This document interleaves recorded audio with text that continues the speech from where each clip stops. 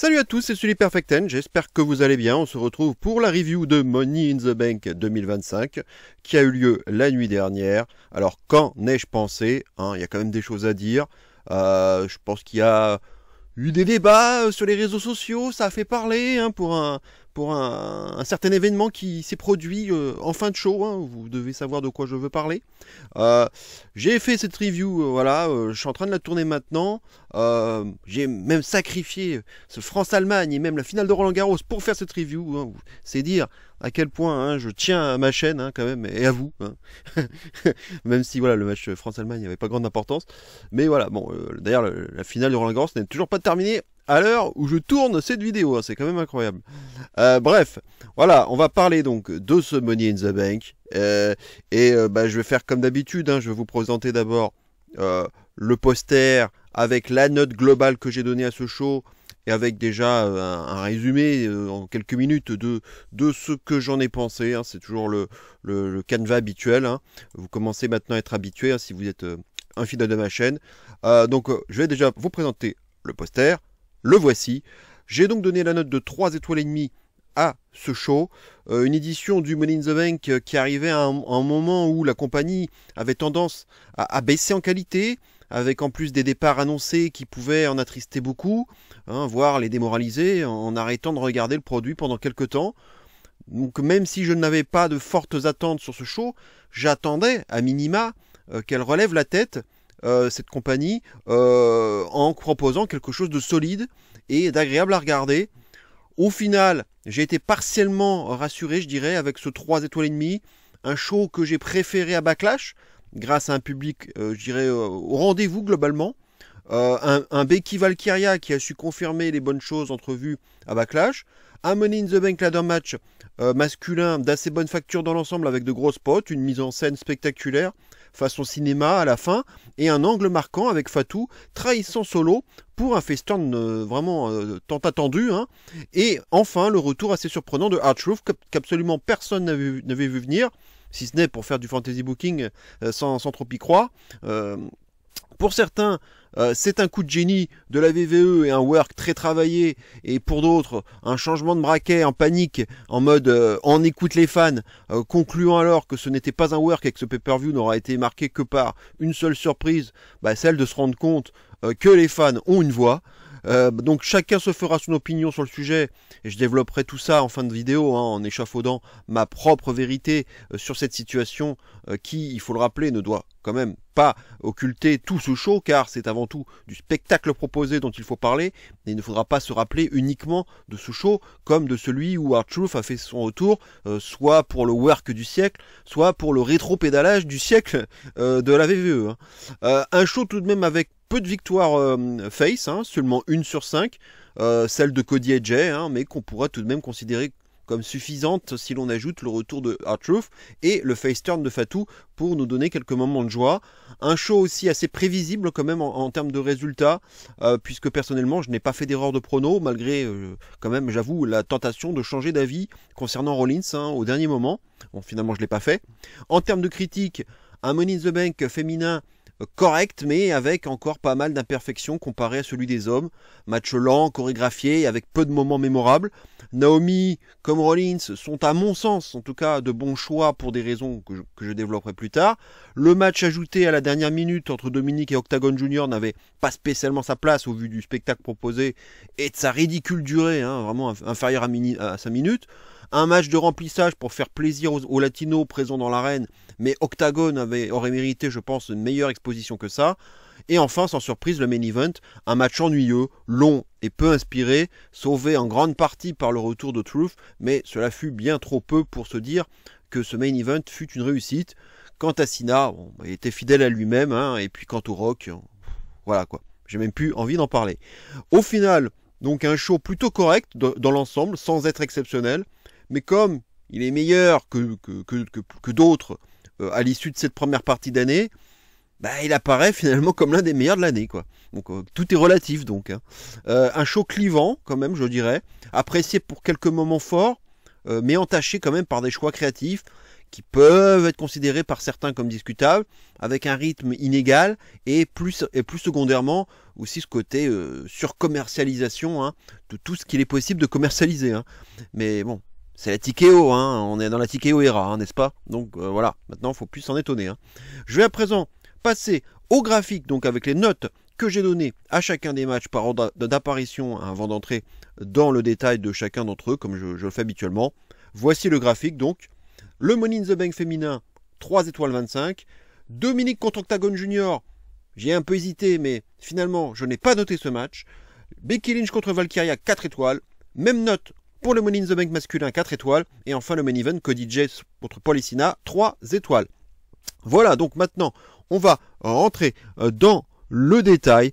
Et on va commencer donc évidemment par l'opener de ce show. Et il s'agissait du Money in the Bank ladder match féminin. 3 étoiles 25 pour la note. Donc Vaquer aura donc été la dernière qualifiée, hein, puisque dans ma dernière vidéo je ne connaissais pas encore les derniers qualifiés, enfin la dernière qualifiée et le dernier qualifié. Donc sans surprise, Vaquer a été qualifié. Comme un symbole, le match commence avec les 3 visages les plus connus du plateau, hein, Bliss, Rhea et Naomi. Puis dans un second temps, ce seront les 3 nouveaux visages qui prendront leur place, à savoir Julia, Perez et Vaquer. Ce n'est bien sûr pas le fruit du hasard d'avoir fait ça. Petite interaction plus tard entre Rhea et Julia, qui pourrait être un teasing peut-être d'un futur Dream Match, hein, pourquoi pas Evolution par exemple. Ripley sans surprise est portrayé comme la powerhouse du match, hein, face à 5 gabarits bien plus petits et moins imposants que le sien. Et dans ce rôle, elle n'a pas de mal à se montrer crédible avec son charisme naturel. Roxanne Perez aura montré de belles choses face à Rhea, hein, avec ce contre en Rana là, sur l'échelle, et son Springboard Moonsault également sur une échelle. On aura aussi une petite narration entre Perez et Julia, hein, qui ont récemment formé une éphémère paire jusqu'à leur séparation, hein, avec Perez du coup qui est allé à Raw et puis Julia drafté à SmackDown. Ça aura collaboré plusieurs fois entre elles, notamment sur Rhea, hein, malgré quelques soucis d'échelle hein, qu'on a pu voir. Elle se décide ensuite à ensevelir Rhea à L2 sous plusieurs échelles, un spot assez classique lorsque l'on veut se débarrasser d'une grande menace. L'ensevelissement de Rhea permet alors aux petits gabarits de mieux s'exprimer, notamment les nouveaux visages. Petit raté plus tard, hein, lorsque Bliss fera tomber l'échelle, sauf que Perez et Julia avaient déjà sauté avant, hein, ce qui rend le spot quelque peu maladroit. Julia et Perez continuent alors leur collaboration en se débarrassant de Bliss, jusqu'à ce que finalement Perez finisse par trahir en quelque sorte Julia, mettant fin à cette courte collaboration. Perez se retrouve ensuite en fâcheuse posture face à une Rhea qui sort alors de son ensevelissement en mode vengeresse. Julia et Perez vont alors prendre très cher, hein, notamment Julia qui va subir quelques gros bumps. Évidemment, Vaquer va réussir son Devil's Kiss hein, sur Rhea depuis une échelle. Un move incroyablement over hein, et rendu aussi populaire par Booker T, hein, il faut quand même le dire. Spot marquant plus tard avec le double code red simultané ou presque, hein, on va dire, à savoir le Pop Rocks de Perez sur Vaquer sur une échelle et le code red de Bliss sur Naomi sur l'autre échelle placée de l'autre côté. Le but étant alors d'obtenir un spot à la fois esthétique et symétrique, aussi bien au niveau des moves portés qu'au niveau de la structure en place. Une échelle debout et 2 échelles couchées. La simultanéité n'aura finalement pas été de mise, mais il faut dire qu'avec Bliss et Perez qui se tournent le dos, hein, il est extrêmement difficile de coordonner les moves. Hein. On a ensuite Julia qui, sans raison particulière, prend un temps fou là, à monter l'échelle, alors qu'elle est la seule à être encore debout, hein, sans la moindre opposition. Bon, les petits problèmes classiques des ladder match, quoi, qui souvent me hérissent le poil hein, et cassent ma suspension consentie d'incrédulité, hein, ça c'est sûr. Roxanne Perez, pour le coup, monte l'échelle très vite pour retrouver Julia au sommet. Le duel continue donc. J'étais un peu inquiet quand même à ce moment-là, car on voyait que Rhea n'était pas réapparue depuis le Devil's Kiss de Vaquer. Je voyais un officiel avec elle à l'extérieur, hein, donc je redoutais quand même la blessure. Mais bon, en réalité, il lui donnait quelques consignes hein, pour qu'elle remonte dans le ring, et ce fut en effet chose faite dans la foulée. On nous refait alors le coup du double spot simultané, avec le Riptide de Rhea sur Julia d'un côté, et le Sister Abigail de Bliss sur Perez de l'autre. Bliss et Rhea se regardent alors en souriant, donc comme en tout début de match. Elle grimpe l'échelle en même temps, mais Naomi fait tout tomber. On se retrouve donc à nouveau avec les 3 anciens visages ensemble, tout comme en début de match. Naomi se retrouve seule, le public est à fond, elle grimpe l'échelle, le doute n'est plus permis, elle récupère la mallette et devient Miss Money in the Bank pour la première fois de sa carrière. C'était la grande favorite et il ne faut pas se le cacher. Et à mon sens, hein, ça c'est mon avis perso, c'est plutôt le bon choix, car comme je l'évoquais dans ma précédente vidéo, il y a un changement de personnage, il y a une prise de risque, il y a des performances au micro plutôt intéressantes de sa part, donc la récompenser paraît tout sauf illogique. Et puis, elle n'avait jamais gagné cette mallette. C'est donc aussi le fruit d'une longue attente de sa part et d'un travail acharné. Voilà, c'est aussi ça, quand on donne des récompenses, c'est aussi le fruit d'un travail acharné et de longue haleine. Parfois, il faut savoir être patient, le fameux booking de la patience, dont j'ai souvent parlé sur ma chaîne. Quant à l'évaluation du match, alors oui, tout ne fut pas parfait, et l'on voit ici, comme souvent, la difficulté de produire un bon Money in the Bank féminin. On a eu quelques spots brutaux et divertissants, comme le Divorce Kiss de Wacker sur Rhea, les deux codes raids plus ou moins synchronisés et l'enterrement de Rhea sous les échelles. Le double spot Sister Abigail Riptide était peut-être de trop, ayant déjà eu le coup du double spot avec les codes raids juste avant. On a fait en sorte de mettre en avant les nouveaux visages, comme Perez, Wacker et Julia. À mon sens, Perez et Wacker ont encore une bonne longueur d'avance sur Julia, qui, comme je le disais dans ma précédente vidéo, aura besoin d'un temps d'adaptation à la VVE et au catch américain de manière générale. Elle est encore empruntée, je dirais. On sent qu'elle veut bien faire, mais je ne la sens pas encore libérée comme elle l'était au Japon. Et du côté des visages connus, Rhea m'aura fait la meilleure impression. Sa position de powerhouse fut efficace, son charisme est assez naturel et quand elle monte dans le ring, on sait qu'elle est là et le public réagit bien à cela. Certes, elle n'a rien fait d'exceptionnel en soi et on sent que Triple H l'aime passionnément, mais si tu mets une Raquel à la place, par exemple, dans le même rôle, ça je peux vous assurer que le résultat sera bien différent et ce n'est pas donné à tout le monde de briller dans un rôle de powerhouse. Malheureusement, mais j'ai toujours pas d'avis, toujours pas changé d'avis sur la question, mais Alexa Bliss a toujours la tête ailleurs et j'ai bien peur que cela ne change plus. Son corps est là, mais son esprit est ailleurs. Et d'un point de vue narratif, on ne sait pas ce qu'on veut faire avec elle, quoi. La poupée Lily, elle est toujours là, mais les glitches liés au Wyatt Six ont disparu et ça fait 2 semaines d'affilée qu'on ne parle même plus de ses interactions avec Flair. Bref, il est grand temps de donner une direction claire à Alexa Bliss afin de l'impliquer à 100% et de peut-être retrouver la flamme qu'elle avait il y a quelques années de cela. Naomi, bien qu'étant la gagnante et un choix, je pense, judicieux, m'aura paru aussi assez discrète dans l'ensemble et souvent parmi celles qui auront fait dodo à l'extérieur en attendant leur tour. Le public aura été assez présent tout le long du match, c'est aussi un point positif à souligner.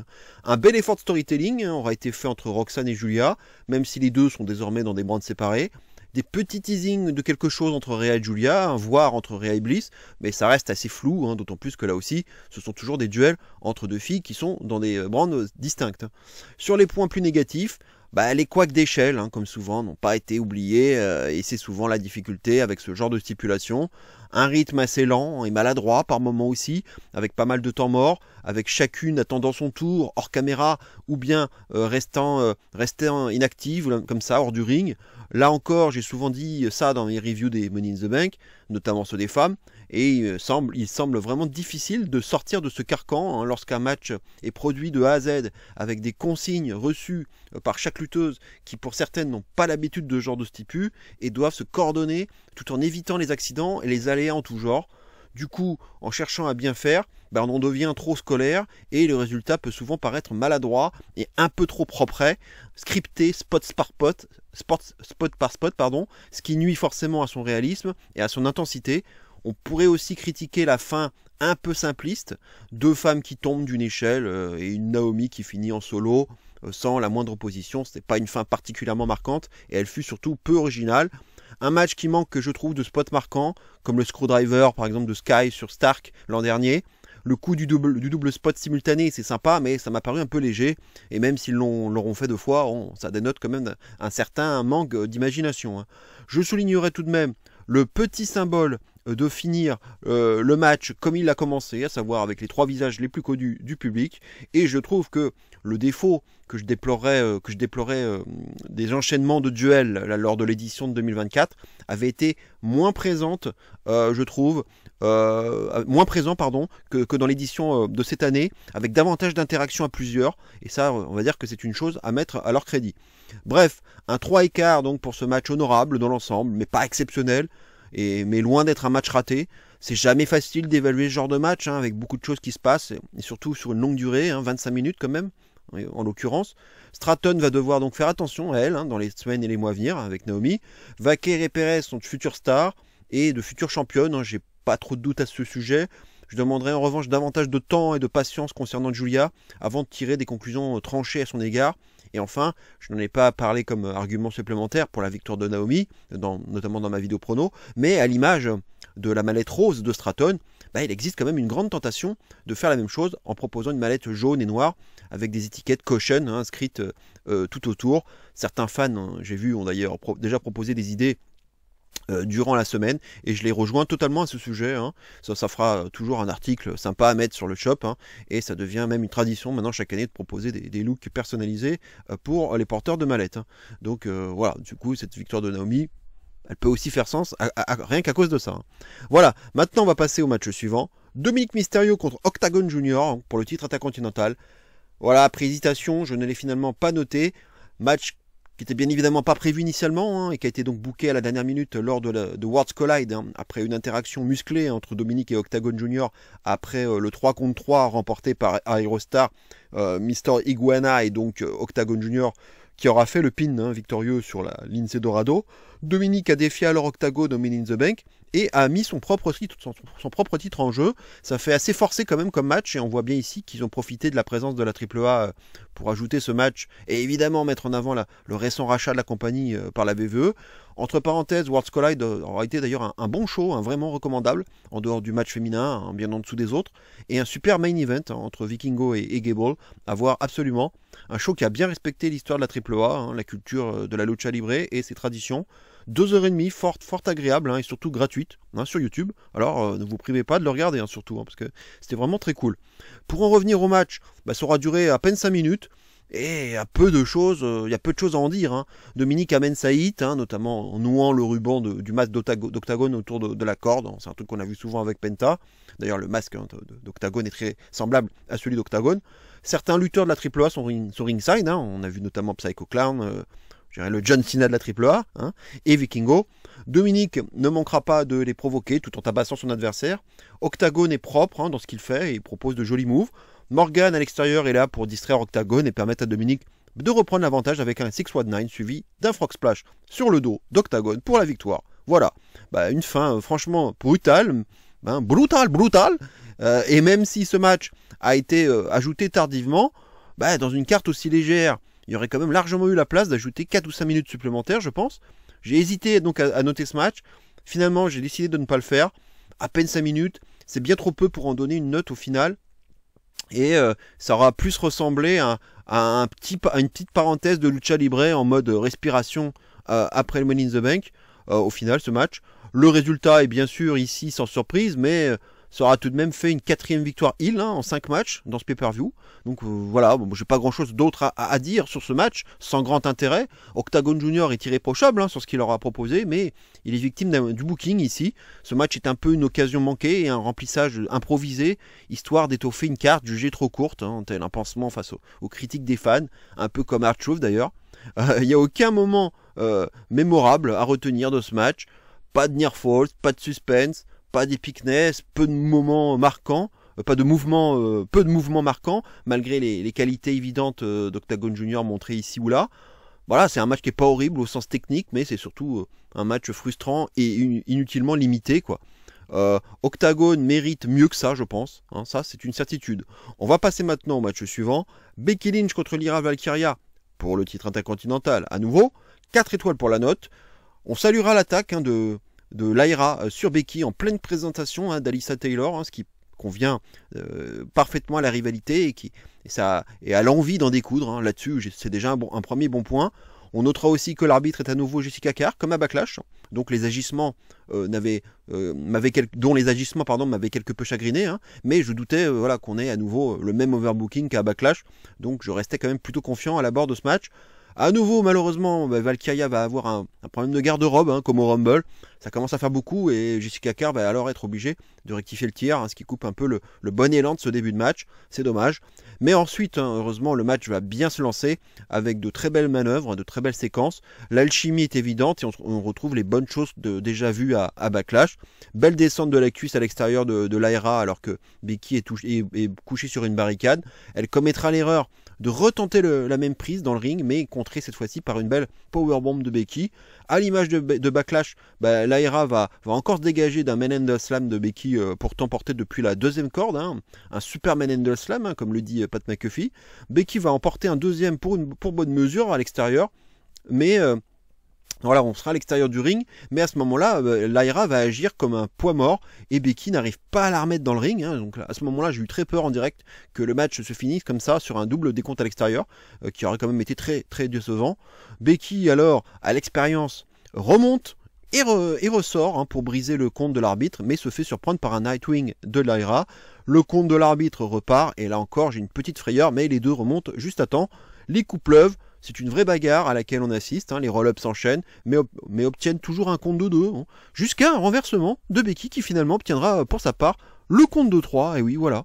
Finish quelque peu anticlimatique, hein, l'image du finish de Backlash, mais Becky s'impose cette fois-ci et arrive enfin à battre Valkyria, donc pour devenir la nouvelle championne intercontinentale. C'est pas une surprise je dirais, et c'était aussi mon pronostic. Je voyais mal Becky perdre 3-0 face à Lyra, Lyra aura déjà bien step up hein, grâce à Becky dont le travail est, du coup est récompensé ici hein, par un titre. Le règne de Lyra aura été quand même assez long et elle n'a pas à rougir de ce règne. Et comme je l'avais déjà dit, voilà, elle restera quoi qu'il en soit la première championne intercontinentale de l'histoire. Hein. Ça, personne ne pourra le lui enlever. Hein. Une défaite par roll-up qui la protège quelque peu dans la défaite. Avec Becky qui retient en plus voilà, sa culotte au passage, donc il n'y a aucune raison de parler d'humiliation ou d'enterrement de Valkyria, hein, ça n'aurait aucun sens. Cette victoire en heel opportuniste de Becky est pas très clean, pourrait même éventuellement déboucher sur un dernier match à stipulation, hein, comme un 2 out of 3 falls par exemple.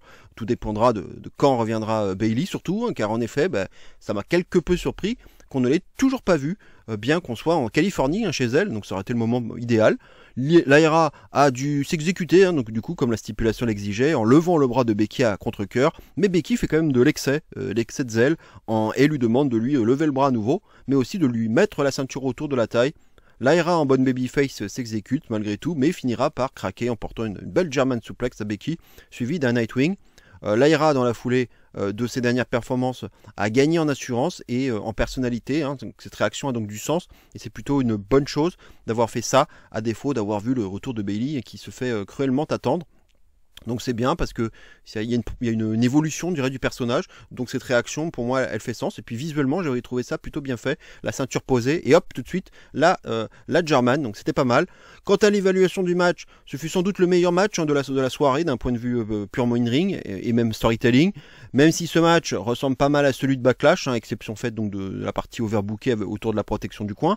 Le match est intense, bien construit, et l'alchimie est évidente entre les deux Irlandaises, avec un post-match qui vient ponctuer l'endurcissement de Lyra au niveau personnalité, avec pourquoi pas donc un troisième match entre les deux.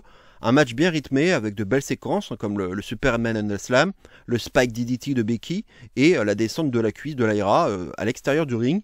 Les near falls sur la fin ont donné quelques frissons, jusqu'au dernier roll-up qui, pour le coup, m'a quelque peu frustré, attendant un finish, je dirais, plus décisif que celui-ci, mais si cette triche avec la prise du calbut permet d'ouvrir vers un dernier match à stipu, je le comprendrai davantage. Un match qui développe intelligemment la personnalité des deux femmes, Becky la vétérante rusée en heel manipulatrice, et Lyra la jeune héroïne qui ne lâche rien et qui s'endurcit au fil des matchs. Elle représente clairement l'avenir de la division féminine, à l'image des trois dont j'ai déjà parlé donc, durant le Money in the Bank ladder match, et ça fait plaisir quand même de voir que la relève est assurée. Hein. Bref, un agréable match, bien qu'un peu redondant avec celui de Backlash, auquel j'ai d'ailleurs donné la même note hein, de 4 étoiles, mais la qualité in ring est là, le rythme est là, les moves sont de qualité et la rivalité paraît crédible. Un match qui fait honneur à ce tout récent titre intercontinental, et Becky championne sera bien sûr un choix qui pourra faire grincer des dents tellement elle aura accumulé les titres, mais afin de lui donner du prestige, cela fait quand même plus que sens de lui donner ce titre, même si ça aurait été sans doute mieux si Becky, dans la mesure du possible, avait été la première championne et Lyra la deuxième.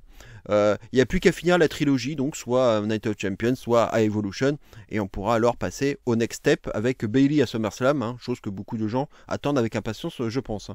On va passer maintenant au match suivant, le Money in the Bank ladder match masculin, 4 étoiles pour la note. À noter la petite surprise quand même de voir finalement El Grande Americano en dernier qualifié, et non Voldemort, donc privilégiant finalement l'avancée dans la storyline entre le clan de Rollins et Voldemort. Jey Uso et Sami Zayn en attendant le retour de Reigns. Americano, donc à l'image de Wacker, aura donc catché quand même 2 fois, à seulement quelques heures d'intervalle. Rollins démarre encerclé par les 5 autres et est déjà portrayé comme la cible à abattre. Ce sera ensuite le tour de Solo qui se retrouvera, qui va se trouver des instincts comiques, comme on a pu le voir ces dernières semaines. Un vrai troll même, en bonne et due forme. Un LA Knight très popé par la foule à Los Angeles, bien évidemment. À l'image des filles, on aura eu aussi le spot du double move simultané, en l'occurrence le Samoan Spike de Solo et le pedigree de Rollins. Solo et Rollins se retrouvent alors seuls sur le ring, en face à face, me faisant écho au segment de la veille, entre le clan de Solo et celui de Rollins. Solo finira finalement par se prendre le stomp de Rollins. Spot spectaculaire avec Rollins la tête en bas sur l'échelle alors qu'il subit une ankle lock de la part des Americanos, ce qui permet à Andrade de grimper par-dessus Rollins et d'enchaîner avec son fameux Sunset Flip Powerbomb, devenu une quasi-tradition lorsqu'il participe au Money in the Bank Ladder Match. Mais cette fois-ci, pas d'échelle en contrebas. La chute donc d'Americano fut assez brutale, brutal. Et même si l'on ne l'aura pas bien vu en direct, Penta va enchaîner de son côté avec une souplexe sur Rollins qui s'écroulera sur une échelle placée contre le coin. Le duel des Mexicains commence alors entre Penta et Andrade. On monte du respect entre les deux ayant d'ailleurs fait équipe la veille à SmackDown. Le duel dure pas mal de temps et se conclura par un impressionnant Mexican Destroyer de Penta sur Andrade sur une échelle placée à l'horizontale par Andrade lui-même. Solo de son côté se moque de Penta et continue de troller à outrance. Petit code red sympathique de Penta en plein vol pour venir contrer LA Knight. C'est alors au tour d'Americano de briller, c'est vraiment son moment, en allant chercher l'échelle sponsorisée par Fireball, la marque de whisky, et que Gable a demandé aux Creed Brothers de placer sous le ring pour Americano justement. Americano en profitera alors pour faire l'hélicoptère avec l'échelle en mode Terry Funk. Americano se prend un coup de boule de Penta et file hors du ring. Et Penta est alors près de la mallette, mais Rollins revient. Et on voit alors Americano placer sa traditionnelle plaque d'acier dans son masque. Rollins tombe. Penta est donc très près du but, mais dans un spot donc incroyable. Là, le grand moment Americano. Il va revenir façon Ninja Warrior, en quelque sorte, en escaladant une échelle à l'extérieur, puis en utilisant une autre échelle pour le propulser vers l'échelle Fireball, là, sur laquelle Penta a été placé, avant de placer un coup de boule à Penta avec la plaque d'acier, ce qui permet de continuer à alimenter la feud entre Penta et Americano, de fort belle manière. Incroyable spot, franchement, de la part d'Americano, en tout cas. Spectaculaire et tout sauf facile à réaliser. LA Knight revient alors pour porter une magnifique back suplex depuis l'échelle qui était placée en travers. Encore un énorme bump d'Americano là, et un public en feu. Le spot était fou et on pourra saluer quand même la prise de risque de Knight qui n'est pas un spécialiste en la matière, c'est le moins qu'on puisse dire. Rollins est seul là, il voit l'ouverture, il grimpe, seul l'échelle là, mais Andrade revient, tout comme Penta. Nouveau duel entre les Mexicains à haute altitude. Andrade se suspend en retenant la mallette et jusqu'au moment où l'on voit Rollins appeler à l'aide. Moment qu'on attendait à peu près tous, on va pas se mentir. Breaker et Reed arrivent alors. Bon, malheureusement, on rate un peu au passage un énorme spear de Breaker sur Americano sur la rampe. Le ménage commence alors. Breaker prend son élan avec un petit saut de cabri, là, qui était très drôle, pour éviter Charles Robinson, avant de porter un autre gros spear sur LA Knight. Reed porte, quant à lui, un tsunami Andrade. Le chaos est total.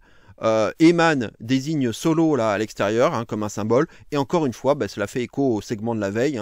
Le thème de Fatou retentit alors, évidemment il y a la pop. Fatou arrive avec Matteo, ça rappelle un peu en quelque sorte le duel qu'il y avait eu entre DX et NWO lors du combat entre Sting et Triple H à Mania. Le match est interrompu à ce moment là pour laisser place à ce 2 contre 2. Spear de Breaker sur Matteo contre une barricade qui s'écroule. Fatou porte un Samoan Drop à Reed sous une grosse pop, suivi d'un Suicide Dive toujours sur Reed. Fatou remonte alors Solo dans le ring, et très franchement, j'ai jamais cru une seule seconde à la feinte. On devinait aisément ici ce qui allait se passer. Solo se voit déjà gagner. Fatou, lui, place une échelle. Le câlin est de mise. Solo place l'échelle. Fatou joue les gardiens, là, mais change subitement d'attitude en agrippant la jambe finalement de Solo dans un spot tragicomique, j'ai envie de dire. Fatou crie alors « I hate you !» redescend Solo et lui porte un super kick. Énorme pop, bien évidemment. Moonsault de Fatou sur Solo, suivi d'un spinning solo de Fatou sur Solo. L'arroseur arrosé, parce que c'est quand même sa propre prise. Et le tout porté sur une échelle qui avait été placée à l'extérieur, là, à l'horizontale, entre une barricade et le ring. placé par LA Knight, plus tôt durant le match, et donc finalement cette échelle allait forcément avoir son utilité, ça c'était sûr. Réaction totalement logique de Fatou, puisque quand même la veille à SmackDown, il avait entendu une conversation qu'il n'aurait pas dû entendre entre Solo et Matteo, durant laquelle Solo se moquait de Fatou en disant carrément, notamment, qu'il était all gas, no brains, quoi. Donc à son sujet, voilà, le petit jeu de mots. Raison pour laquelle je n'ai jamais cru personnellement en l'aide de Fatou durant ce match. Fatou s'en va donc sous les applaudissements du public. Rollins place alors l'échelle Fireball sur le ring. Il est seul au monde. Quelques chants Voldemort là grésonnent, mais LA Knight revient quand même pour relancer le suspense avec une belle lariat. Mais Rollins achèvera Knight en lui fracassant la tête contre l'échelle, suivi d'un stomp. Rollins n'a alors plus qu'à finir le boulot et décroche la mallette sans surprise. Donc au final, il était le favori naturel à la victoire, le plus crédible, même si je trouve que par rapport aux femmes, je trouvais le match des hommes plus ouvert et incertain, me disant que la VVE serait capable de nous surprendre avec un LA Knight à domicile qui réussit enfin à décrocher la mallette, un Gable récompensé de son énorme travail depuis plusieurs années, et même un Solo dont le personnage est en train d'évoluer actuellement vers un personnage plus confiant et davantage même trollesque, et donc j'avais constaté que sa cote même avait nettement baissé dans l'après-midi, donc il était même devenu favori, en tout cas selon certains bookmakers, pas partout. Au final, c'est le choix de la sécurité qui a été fait avec Rollins, un choix qui va forcément partager l'opinion, car en soi, je suis d'accord pour dire qu'il n'est pas celui qui en a le plus besoin.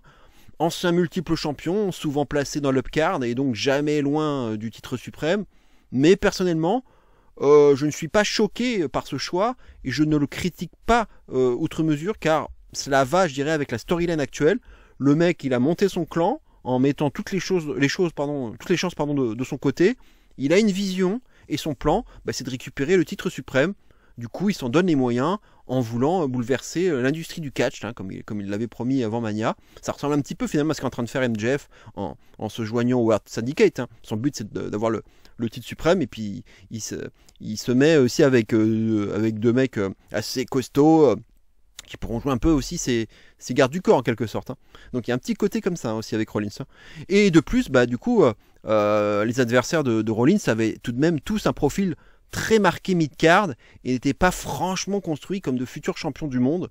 Rollins a été un très bon porteur de mallette dans le passé, il ne l'a pas vu depuis longtemps, et en plus il peut tout à fait être du genre à cacher aussi bien sur le champion de Raw que sur celui de SmackDown, donc ça laisse même ouverte pas mal de pistes à l'avenir. J'ai même pensé à la possibilité d'un 4e membre qui aurait fait gagner Rollins au moment où l'on croit que tout est fini pour lui. Je pense en particulier à Dragunov, mais ça, finalement, c'est pas arrivé. Ça reste toujours mon fantasy booking, là, que Dragunov s'ajoute au clan. Maintenant, si ça se trouve, on va rester avec ces trois-là. Et peut-être même pas de Becky aussi.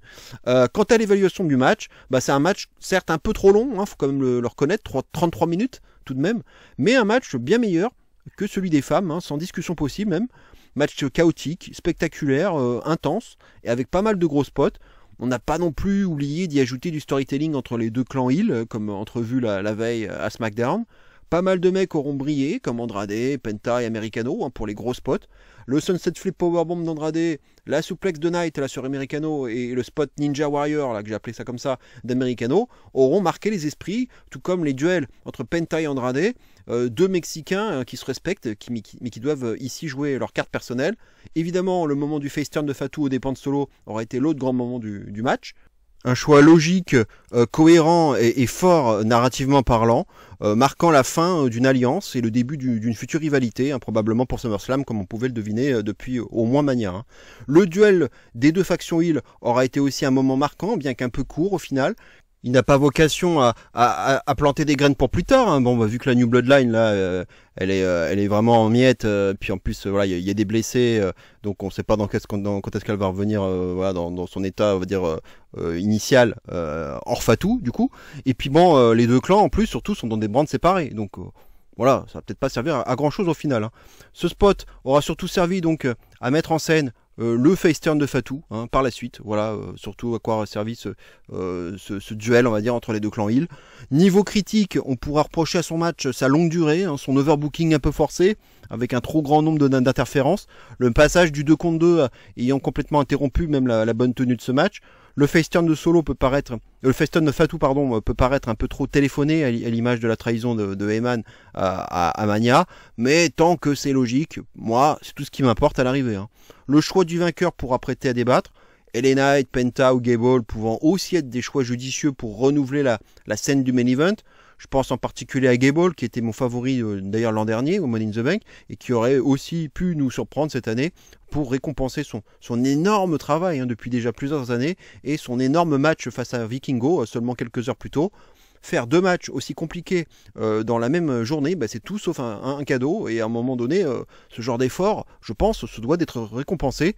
Le mec, il a tout, le in-ring, il a une bonne shape, le micro, il a la personnalité, mais bon, je pense que sa petite taille et puis son manque de charisme semble être ses principaux handicaps, et c'est bien regrettable. À l'image des femmes, il y a parfois ces moments irritants où ceux qui grimpent l'échelle semblent prendre des heures à le faire alors qu'ils ont un boulevard devant eux, mais ça c'est un classique des ladder match, hein, il faudra toujours vivre avec je pense. Hein. Autre critique qui me semble incohérente, c'est l'absence totale de Sami Zayn et de Voldemort pour venir s'en prendre à Bron Breakker et à Bronson Reed, après ce qui s'était passé à la fin du dernier Raw, avec quand même, il faut rappeler, Reed et Breakker qui sortent là, Voldemort, du ring, alors qu'il était sur le point de se qualifier pour le Money in the Bank, quoi.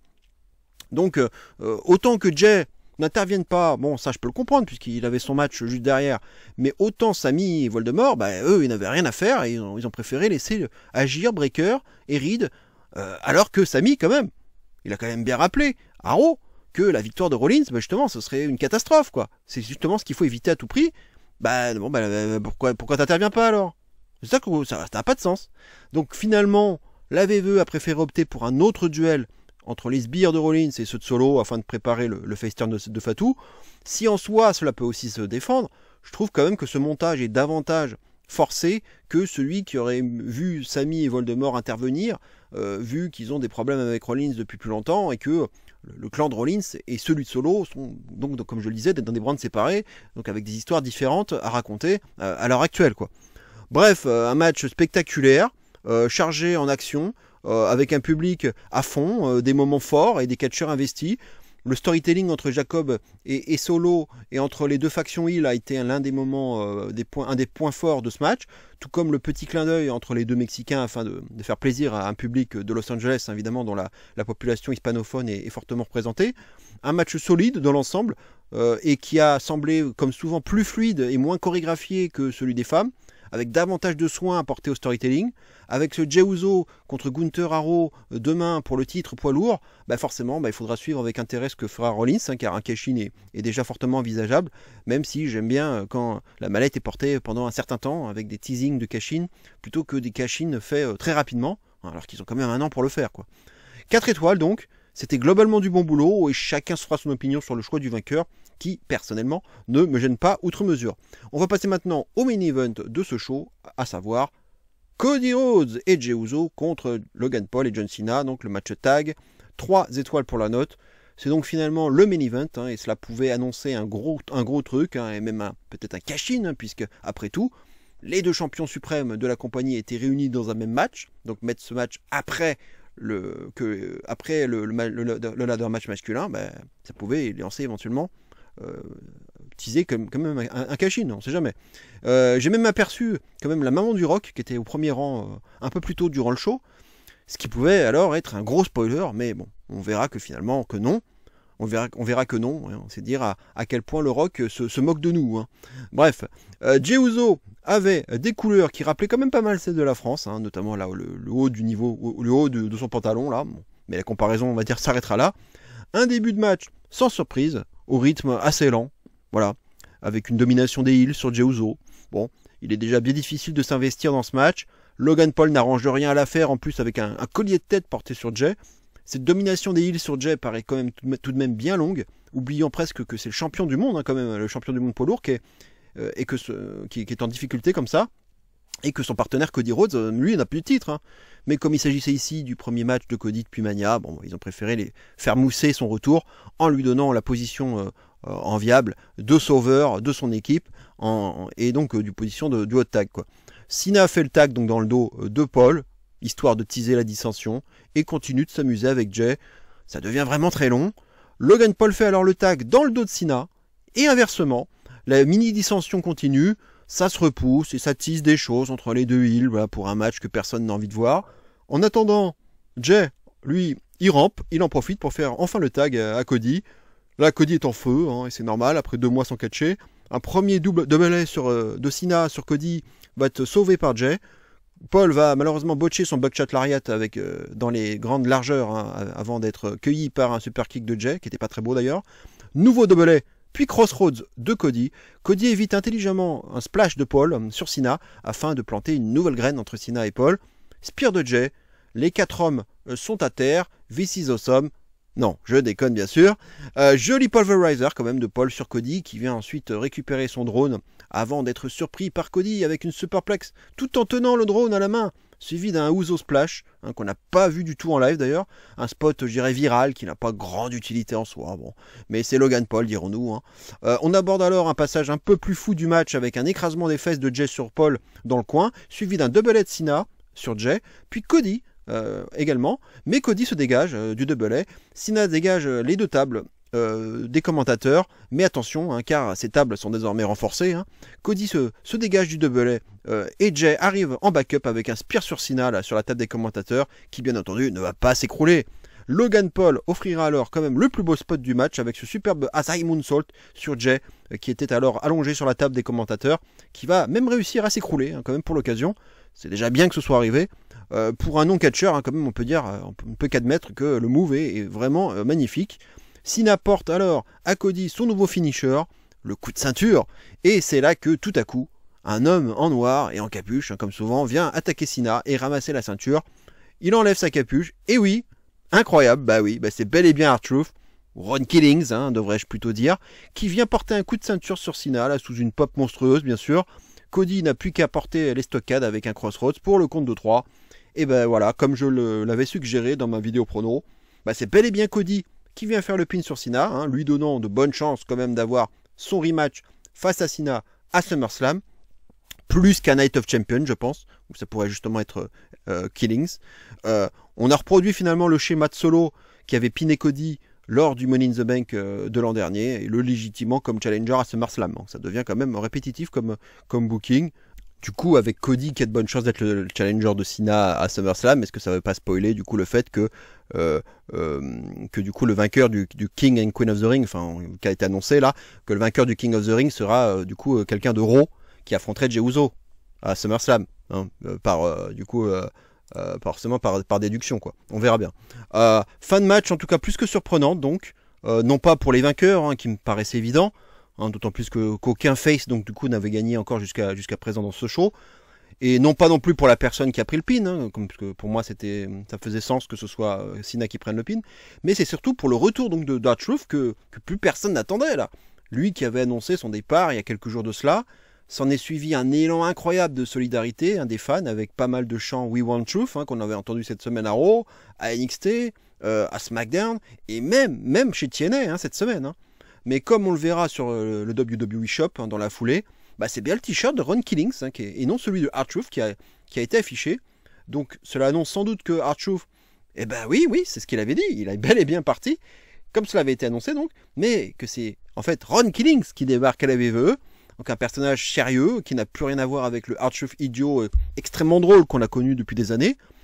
Est-ce un moyen de le rendre crédible comme un possible donc adversaire de Cena?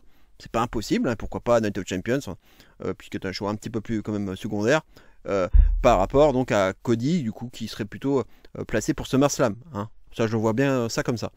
Avant de revenir sur le cas Truth, je vais passer à l'évaluation du match. Un match à l'image donc des matchs de Cena, quoi, à savoir boring la majeure partie du temps, avec une domination sur Jay qui a paru donc durer une éternité, et ensuite un mini storytelling donc de dissension entre Cena et Paul, qui je l'espère n'accouchera pas d'un match à l'avenir, mais bon, j'en ai quand même déjà bien peur. Le retour in-ring d'un Cody qui aura paru bien en jambes lors de son hot tag, un Logan Paul capable de nous faire rire en botchant son buckshot lariat et en voulant créer un moment viral inutile avec son drone, mais aussi quand même capable en même temps de nous éblouir avec son joli pulverizer, et surtout donc ce magnifique Asai Moonsault sur la table des commentateurs. Et enfin ce finish assez étonnant avec le retour de R-Truth que personne n'attendait, hein, il faut le reconnaître, venu sauver très partiellement, hein, la fin de ce match et offrant sur un plateau d'argent la victoire à Cody. Les points positifs, il y en a quand même un petit peu. Le public, donc à nouveau à fond, comme depuis le début du show. Les 2 jolis moves de Logan Paul dont je viens de parler. Un Cody bien en jambes, et enfin ce retour donc de Truth sous une énorme pop. Le travail de heel de Paul est toujours aussi efficace et sa capacité athlétique incontestable. Bon, ça fait pas beaucoup de points positifs, mais c'était aussi à prévoir, hein, vu l'affiche proposée qui ne me hypait pas des masses. Quant aux critiques, oui, il y en a. Un match lent, long, 24 minutes quand même, et ennuyeux, en particulier dans sa première partie qui a donc précédé le hot tag de Cody. La hit est sans intérêt, sans aucune tension dramatique. Logan Paul en arrive même à porter lui-même un collier de tête à Jey Uso, c'est dire. À nouveau, cette impression d'assister davantage à un match de house show qu'à un vrai main event de pay-per-view, surtout un pay-per-view du Big Five, si on élargit un peu. John Cena en heel continue de ne pas convaincre. Sa gimmick de vétéran qui déteste le catch est assez mal jouée, dépassée, peu convaincante.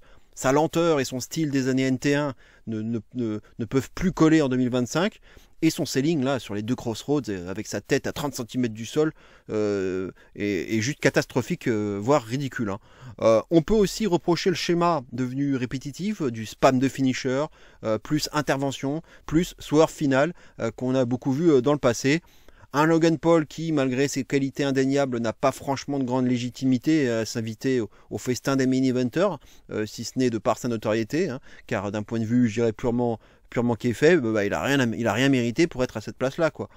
Bref, un match auquel j'ai donné un 3, sauvé par les quelques points positifs donc déjà soulignés et handicapé par les points négatifs également déjà soulignés. Un match ennuyeux, peu rythmé les 2 tiers du temps et sauvé par quelques spots spectaculaires et surtout le retour surprise de Truth.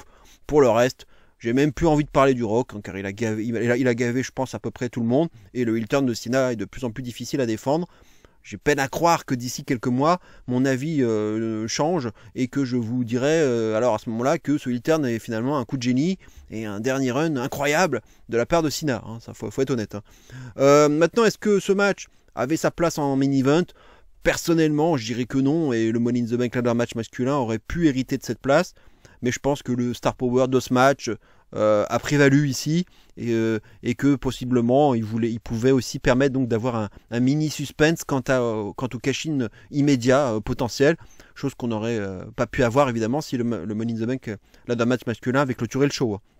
De plus, le retour de Truth a forcément pesé aussi dans la balance pour mettre ce match en main event. Est-ce qu'un jobber comme lui devrait tourner autour du titre suprême ? Personnellement, je le pense pas. Mais dans un pay-per-view aussi fourni en victoire heel, ils ont sans doute voulu finir sur un feel-good moment avec ce retour qui était la conséquence d'un truc dont pas mal de gens ont parlé ces derniers jours. J'en viens donc au titre de ma vignette « Quand la vérité blesse », qui fait aussi évidemment référence à Truth. Les réactions qui ont suivi ce show ont été quand même assez mouvementées sur les réseaux sociaux, en particulier à cause de ce débat, évidemment, work ou pas work, suite à ce retour de Truth. Honnêtement, j'ai entendu les 2 arguments, et à l'heure actuelle, bon, j'ai ma petite théorie dont je vous parlerai tout à l'heure, mais à l'heure actuelle, donc, je n'arrive pas à dire avec une grande certitude qui a tort ou qui a raison. D'un côté, on a cette impression que l'élan de sympathie qu'a provoqué ce départ de Truth a forcé en quelque sorte la VVE à le faire revenir en urgence après avoir réalisé qu'ils avaient fait une grosse bêtise, ce qui rappelle finalement ce qui est arrivé l'an dernier avec les chants We Want Cody, qui ont poussé Cody à avoir son rematch face à Reigns à Mania plutôt que d'avoir un Reigns contre le Rock. Du moins, voilà, c'est ce qu'on veut nous faire croire, et là aussi j'ai l'impression qu'on ne connaîtra jamais la totale vérité à ce sujet. Le fait que ce ne soit pas un work, et notamment la thèse défendue par Sean Ross Sapp de Fightful, et même Truth lui-même a finalement tweeté en réponse à quelqu'un qui disait tout le monde s'était fait worker. Lui, il a simplement répondu no work. Donc si l'on en croit le PW Insider, donc à prendre avec des pincettes, Truth était en discussion avec plusieurs compagnies indépendantes il y a quelques jours de cela, concluant alors que le retour de Truth a été mis sur la table finalement dans les dernières 72 heures. Mais d'un autre côté, il y a tout de même des réactions, je dirais, épidermiques, comme celle de Sean Ross Sapp, donc, lui-même, qui semble quand même assez touché dans son orgueil lorsque des fans lui disent qu'il s'est fait worker et qu'il ne veut pas l'admettre. Triple H en conf de presse, lui il laisse entendre que c'était un work en répondant vous avez aimé le show ? Tout ça fait partie du spectacle, quoi. Voilà. Bref, quelle est la vérité dans tout ça ? Chacun se fera son opinion. J'en ai pas de définitif pour ma part, mais et chacun peut avoir en partie raison. La VVE peut très bien s'être rendu compte donc de la bêtise d'avoir laissé partir Truth, a vu l'élan de sympathie provoqué durant toute la semaine et il s'est dit que c'était peut-être le bon moyen de le faire revenir.